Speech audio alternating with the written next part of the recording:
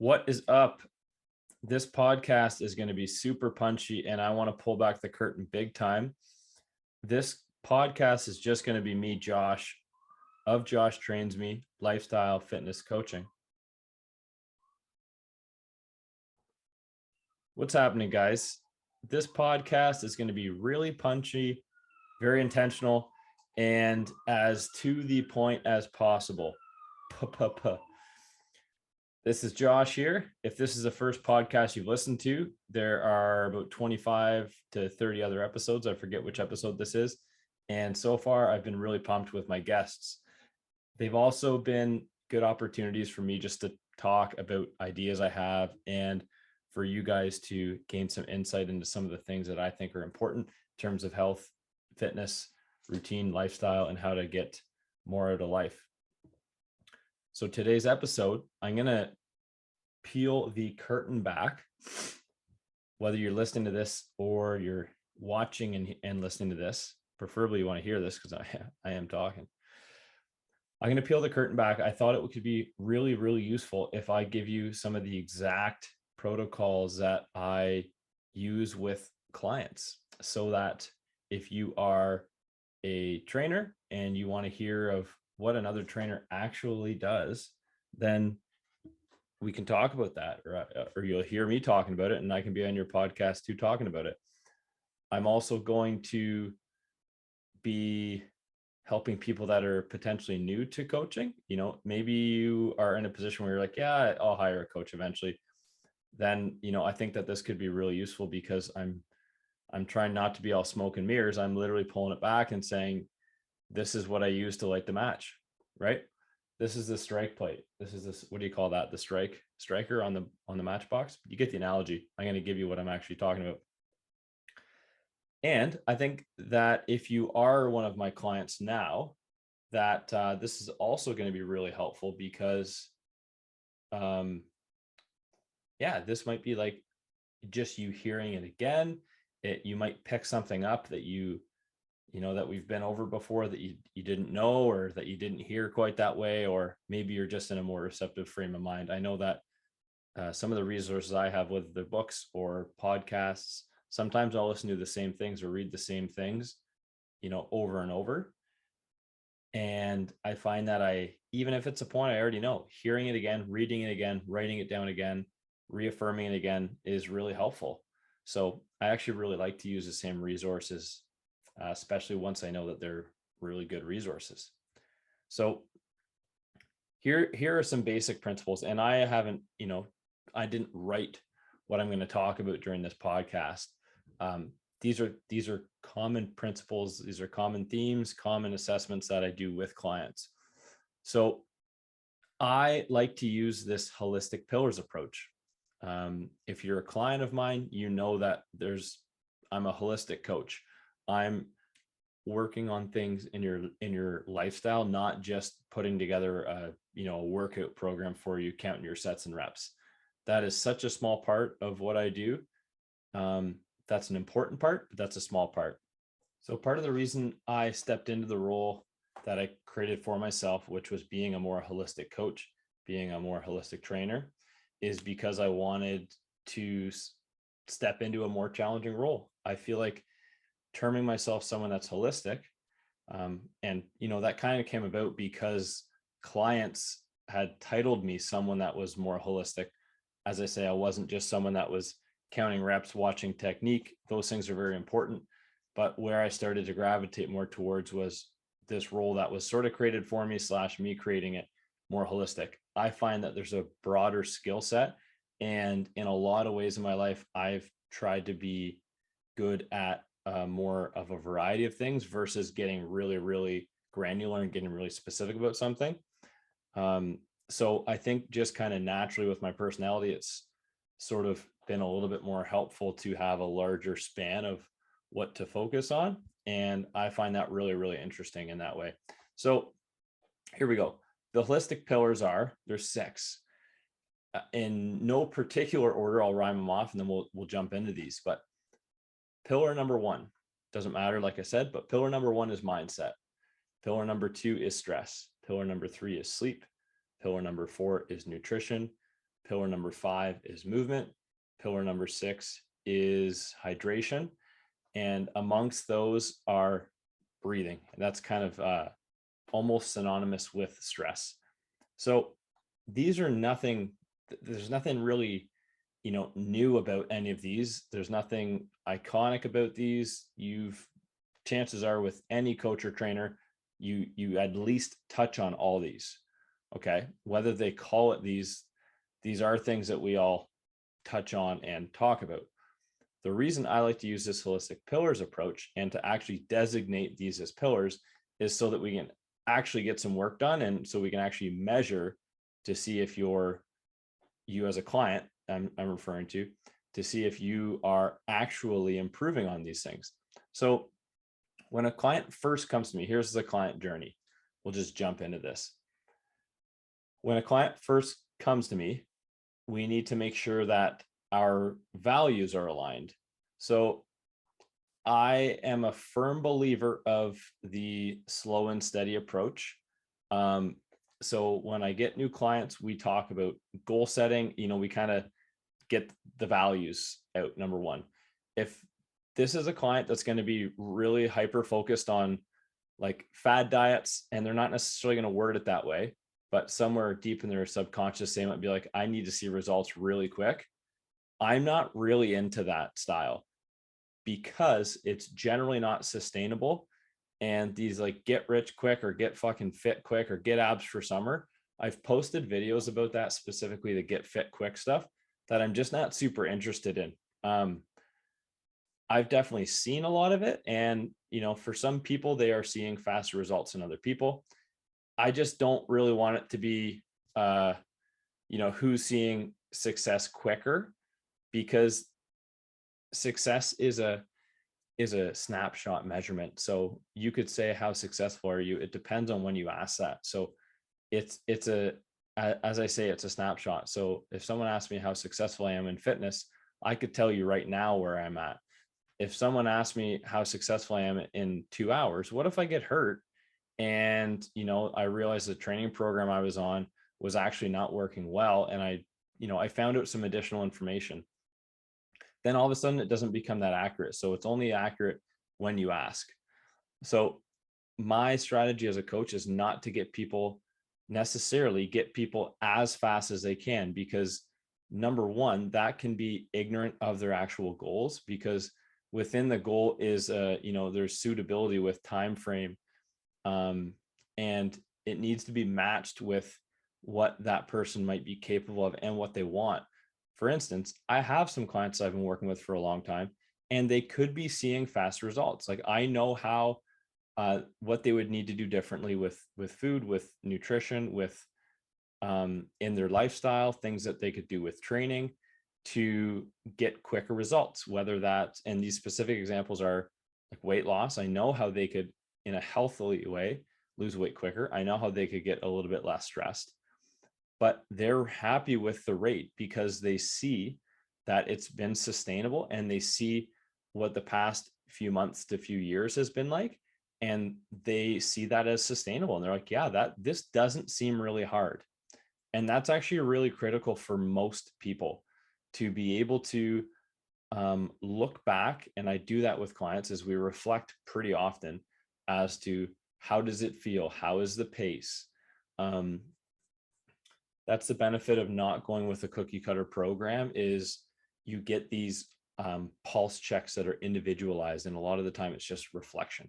How does this feel? Does this feel like too much? Does it feel like you're not having any fun? Is this draining for you? Because if it is, it's probably not the most suitable, strategy for your goal, because it's probably going to lead to burnout quicker. And I think a lot of the time, if us as coaches, if we're focused on how can we get the client results quickest, then that whole sustainability piece, that like longevity piece, isn't really built into that. And I found that within myself, constantly being focused on, like I used to, being focused on like, okay, weight loss, weight loss, weight loss, weight loss. We need the pictures. We need more. We need the before and after. I got really stuck, in trying to have more to show. And as you guys know, whether you're in that, whether you're a trainer listening, you're a current client of mine, or you're, maybe a potential client, that feels like a lot of pressure. If you're hearing from a trainer all the time, and I am guilty of this sometimes because I always want the best for my clients and I always want to make sure that I'm pushing them. And sometimes they're getting pushed a little too hard, but I would rather that than not push them enough, because accountability is really important. And I think it would be pretty devastating if someone said to me, like, well, number one, the program wasn't working and you weren't pushing me hard enough and I was communicating that I needed more from you. That's never happened. Those three things have never happened. So that's why I think it's really important to have a customizable program. That's why I see benefit in one-on-one coaching still, which is, I do that in my own life as well. So back to where we talked about, this is how the conversation starts, right? Morally. And then it jumps into what kind of goals do you want to see? And for anyone listening to this same approach that I'm about to say, this same strategy, you can actually download this, and I'll leave a link below where you can get this as a free resource. Okay. And this is called the 5 elements. And I actually have another resource that works really, really well for clients. It's called the playbook. And there's several pages to this. It's not an easy step. It's pretty simple, but it's not easy because it takes a good amount of really focused time. Regardless, this is the next step with my clients, is we go through some set of goal setting, and I try to get people to go through the playbook. And sometimes I have to remind people a shitload of times to actually complete it, but it's really useful when we do complete it, because then they can go back to it. And I also go back to it, and we have a decent chunk of things that we can refer to. And it's all about their goals in different categories. It's not just like, oh yeah, they wanted weight loss or they wanted to get bigger. It's like, well, that's cool, but that doesn't really say anything other than, the first line that they might have said in a consult or the assessment. So I like to dig. That's a useful kind of excavation tool that I use that to ask some more questions around their goals. And as you'll see in the resource, if you click the link, follow along, we start with kind of like where they want to go, the trajectory, the vision, right? And we talk about what are the obstacles in their way, right? So what are the barriers that are there? Obstacles, barriers, doesn't really matter what word you use. What's in your way? You're going to look back at your past when you do that. So it is a reflection exercise. And you're also going to look at currently, okay, what sort of appears, what am I perceiving that's in my way of getting to these things? And there's almost always something, like, truthfully, even if you're really driven, there's probably something there, or a couple of things. So it's really important to name those things. So after that, we talk about sacrifices. Well, what are you willing to sacrifice? Again, this kind of goes back to one of the first things I was saying about sustainability. It's all fucking great to get like pumped off of a consult and be like, fuck yeah, like I'm going to crush all this stuff. But like, truthfully, that usually dissipates for almost anyone. If you've ever been to like a high energy presentation, think like maybe it's MLM, or maybe it's with a company that was trying to sell you something, and whether you bought into it or not, you generally feel pretty motivated and like pumped up after that.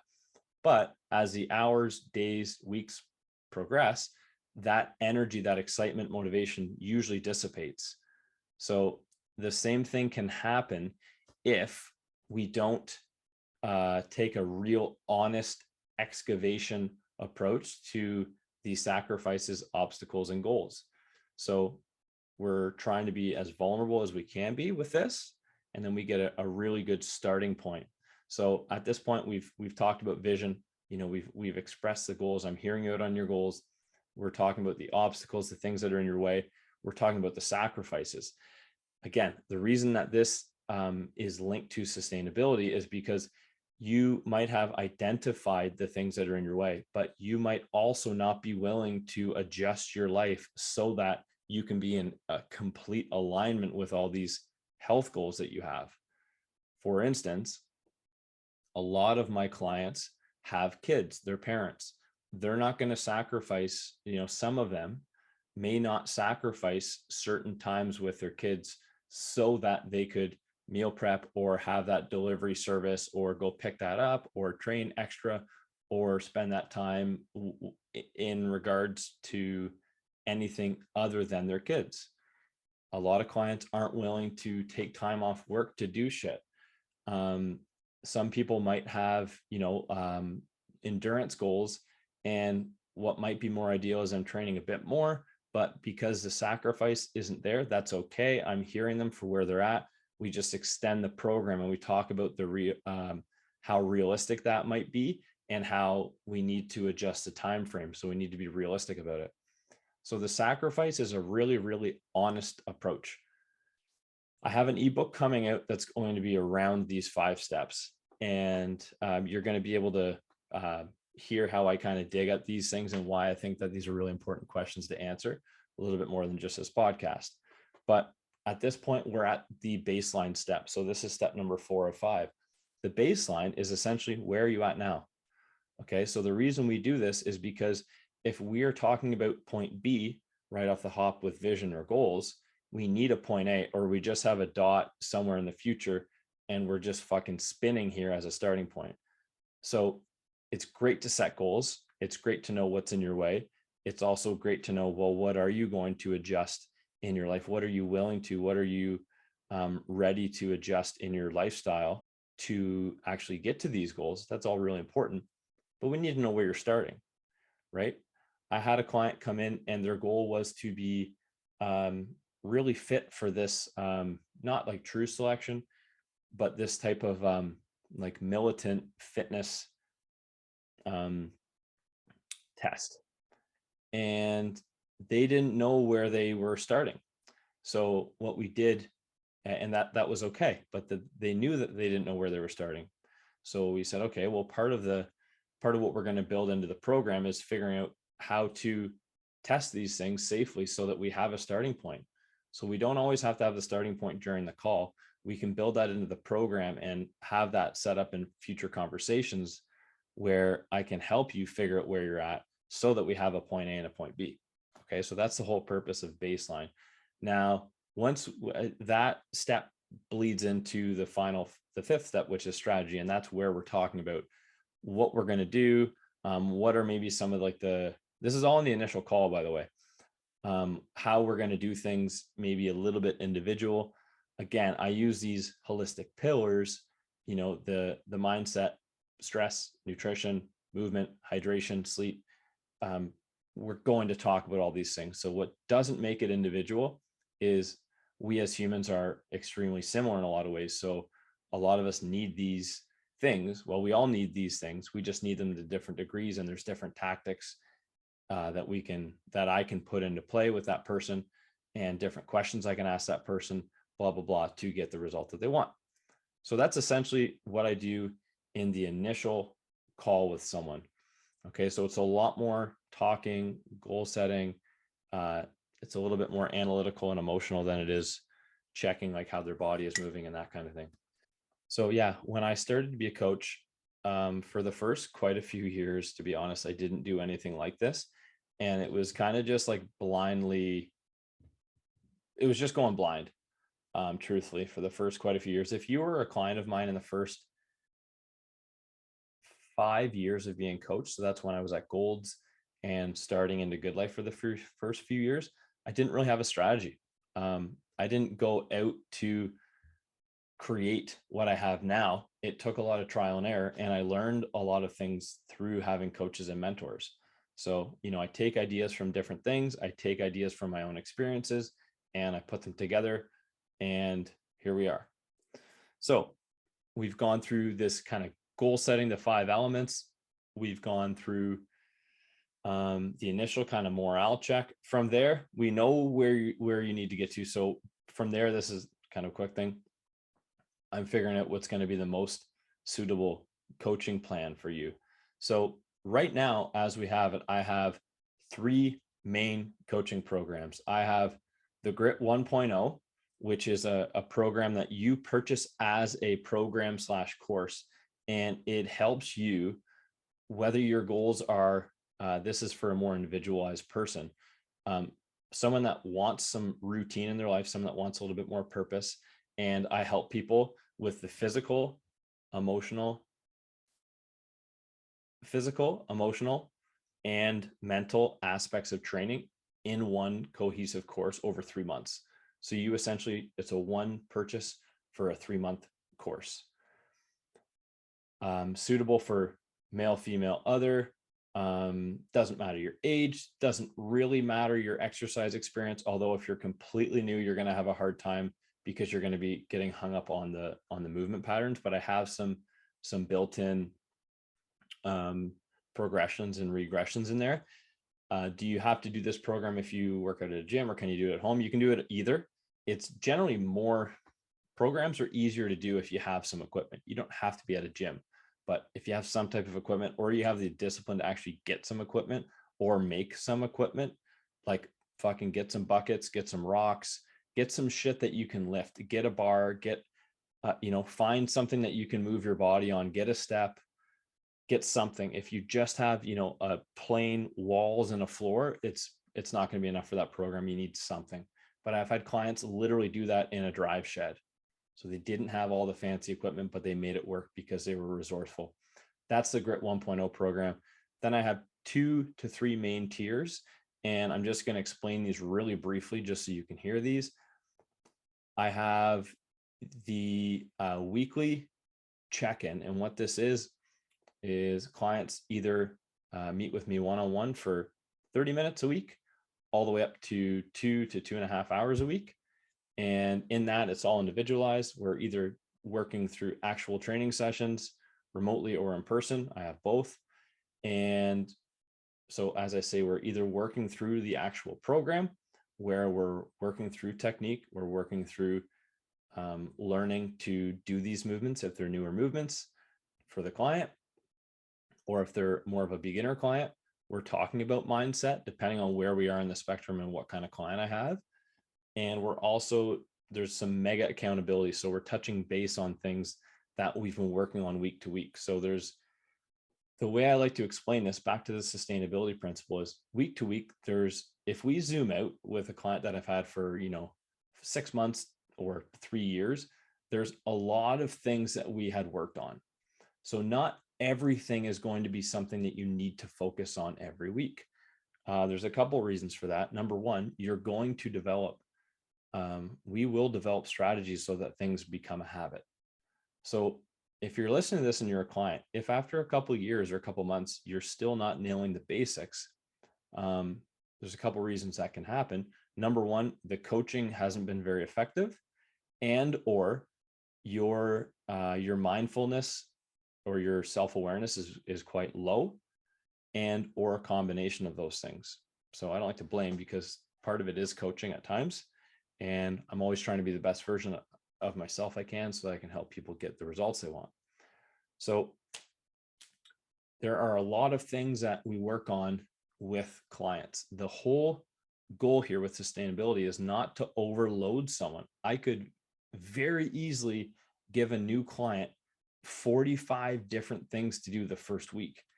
The reason I do not do that is partly because I know that they're going to fail.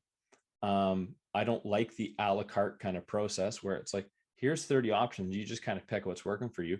I like to have the actual conversation each time to say, what are you ready for? Here's why I think you might want to do this.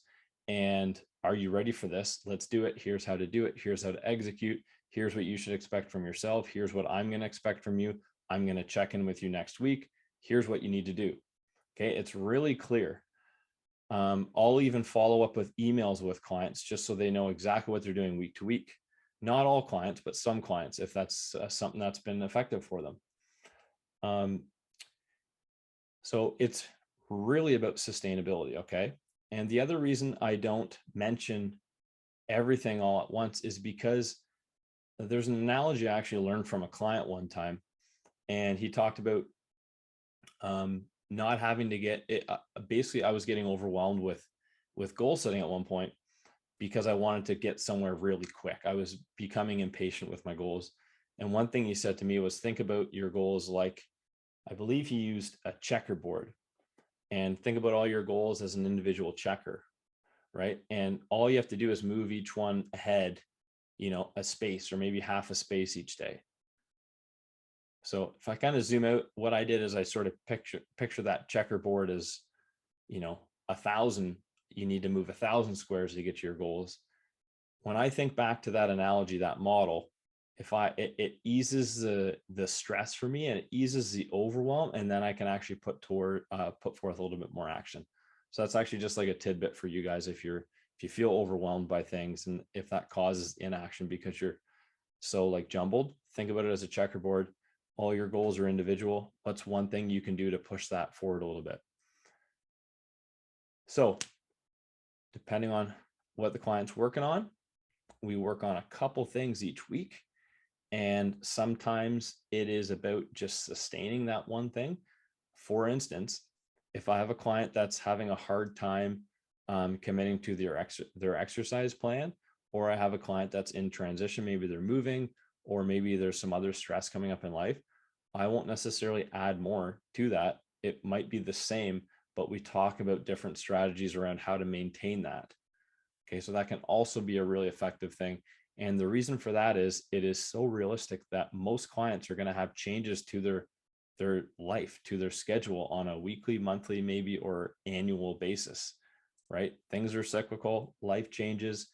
The program can't be the same. And just like how the program is perceived, may not be effective if it's always the same way. It might be actually as well, but for these people that are having a hard time sticking to routines, that's where there's a bit more of like a support and skill development standpoint for those things so that they can build it into their routine. So as you can tell, there's a lot of moving parts with coaching because I'm coaching them on quite a few things. So here are some specifics around this. So mindset. Let's step into each of these. I'm going to give you maybe a couple examples or talk about why I think they're important. And then that will pretty much be the summary of this podcast. So I think about 10 more minutes. So mindset. The reason I think that this is so important and it belongs in its own pillar, we'll call it, of 6, is because I have realized over the past couple of years that mindset is the most important piece. It doesn't matter how good the fitness program is. It doesn't matter. Stress doesn't matter as much. Hydration doesn't matter as much. Sleep, nutrition, movement, these things aren't as important if, and then here's where the mindset umbrella comes in.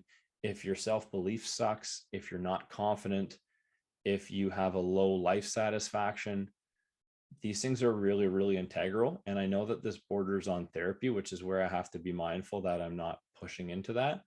But if you're a coach, you know that people kind of lean on you for therapy at the same time.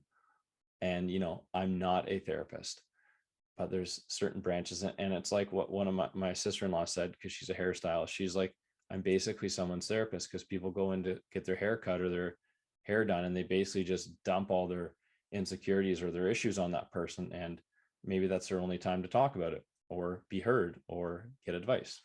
So as a trainer, as a coach, we're in a lot of the same position.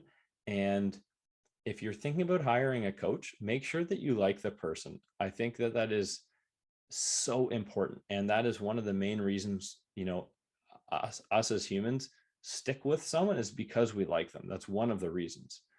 Hopefully they're getting you results, but hopefully you actually like them. And it's the same thing with a client. If I don't like the client, and I might not know that right away, I generally try to dump the client. There's strategies around that, but it's really important to like the person that you're putting a lot of your trust in and putting a lot of your time in. So around this mindset piece, you have to like the coach.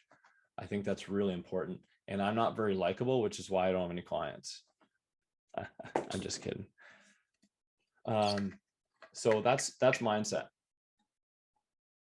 A lot of the time around mindset, it might be journaling, it might be asking certain questions, and it might be paying attention to how the client responds.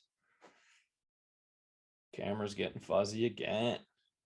Okay, so the next pillar we'll touch on quickly is let's talk about sleep. So the average person is going to die without sleep in, what do they say, like 5 to 7 days, I think. So I mean, like if you have no sleep, like you go into psychosis after a couple days, bad things start to happen pretty quick without sleep. So if you look at it from, there's a couple of these pillars that will affect the quality of your life very quickly: hydration, nutrition, sleep, breathing. Breathing is the quickest. So maybe we'll jump into breathing / stress for the next one. How do you kill someone quickest? Well, you could hold their breath essentially, right? I know there's other methods, but in terms of these like hierarchical, breathing, sleep, nutrition, hydration, we're gonna die first if we don't have air. So if we think of it, I think I first heard this from Rob Wilson or Brian McKenzie from,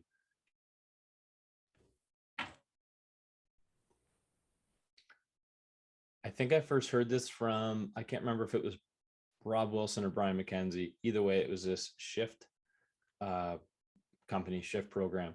And they looked at it like this, the hierarchy, and then correlating the importance of those things or the magnitude of the effect of each of these pillars on one's health.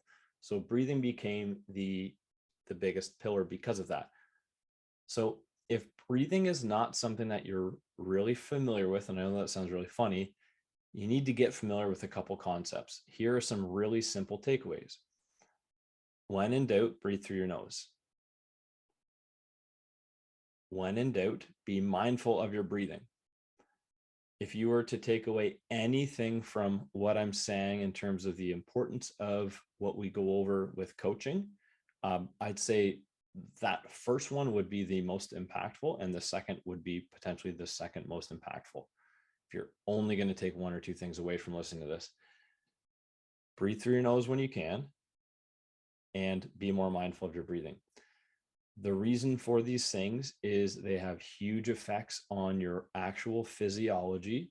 They have effects on your breathing mechanics, or how your body actually is set up to breathe. And they also have huge implications on your nervous system. Subsequently, your nervous system regulates how you breathe, just as your breathing regulates your nervous system. And it's the opposite for both of those other ones, the mechanics and the physiology. So we can disrupt and regulate with breathing, all those things. So breathing is really important. I talk about breathing a lot and other stuff, so I'm going to keep it really simple to those things. Those are two of the main reasons we talk about breathing. One of the simple tests we use for that, by the way, is the CO2 tolerance. So this is a free test. If you haven't done this, or if you're a trainer and you're not doing this with your clients, I think you're missing out. You could, I have a YouTube video, how to check CO2 tolerance. It's like a 3-minute video explaining how to do it. And there's some simple tables that you could reach out, and I could help you how to set up a breath protocol, a training plan for that, in terms of, and why that would be useful for you. You're probably wondering, like, I'm fine now, why not? Well, people that actually do these types of breath protocols show that they have lower levels of anxiety. They generally feel more focused. They generally have an increased life satisfaction, and their performance goes up a little bit as well. So there's actually some pretty big implications for using that. So those are some of the reasons why I would use breathing. Okay. And that touches hand in hand with stress, as you heard. So one of the other ones is hydration. So the reason this is its own pillar is because it's really low hanging fruit. Much like breathing, if we cut ourselves from water, we deprive ourselves from water, we're going to die in, I don't know how many days. It probably depends, but it's like you can last a couple days, maybe a few weeks without water. I forget what it is. The body's really resilient, but that also shows us like how fucking important it is to be hydrated and what being hydrated means. So again, low hanging fruit here. If you're feeling thirsty a lot throughout the day, drink more water. If you're having a hard time losing weight, drink more water. If you have a diet that's high in protein, if you're not drinking, more water because of that increased protein, drink more water. If you're sweating a lot, you're working outside, drink more water. The answer isn't always drink more water, because there's reason not to. But what you also want to be mindful with hydration is electrolytes. So a very simple takeaway that I suggest to most of my clients, because most of us are in the same boat. I'm not drinking enough water. I'm not really mindful of my breathing. I'm not as fit as I'd like to be. I have more body fat than I'd like to. Like most of us are in this. So a lot of it is the same information, just maybe worded a different way and structured in a different sequence. So in terms of hydration, you essentially, what you want to do is, here's a starting point. Take your body weight. Okay, so I'll use me as an example. 185 pounds. I'm going to divide it by 2, which is 92. 92 divided by 33 is, there's 33 ounces in a liter. So I want to be at least 2.78 liters a day. This is a ballpark because for sure there's differences. There's things that change this. There's things that would cause you to potentially want to drink more than that or less, but this is a ballpark. So please listen to the full fucking thing when you're saying like, he said I only need 2.78 liters of water. Like, listen for a second. If you're drinking half a liter and you heard 2.7, like, start drinking more goddamn water. You're going to feel probably almost immediate increases in your energy, which that if you're not feeling energized, it's going to seep into your mindset. Sucks. Well, I make poor choices. I'm not feeling as good during my workouts. It's like sometimes the low hanging fruit are the simplest changes that we can make, but other people are not looking at those simple changes. They're trying to make it really shimmery and shiny. And it might be something as simple as be mindful with your breathing and drink a bit more water, and you're probably going to feel a hell of a lot better. That's water. Okay. That's why we talk about water. The reason we talk about sleep so much, the reason I talk about sleep so much with clients is because I think I already said this is coming back, or maybe I just had this conversation every day for the past 11 years, is we're going to get killed pretty quick if we don't sleep, right? I think I already said sleep. I think I already said it. Fuck it. So I talked about sleep. A couple points about sleep. Stats still say most people want to get 7 to 9 hours. I can truthfully, anecdotally say that, I was always like, great, 7 to 9 hours. And I got into this cycle of sleeping like 7 hours. And I truthfully didn't know that I could feel a lot better from sleeping 8.5 to 9 hours until I did it. And I don't always sleep 8.5 to 9 hours. Part of it's choice, part of it's life circumstances.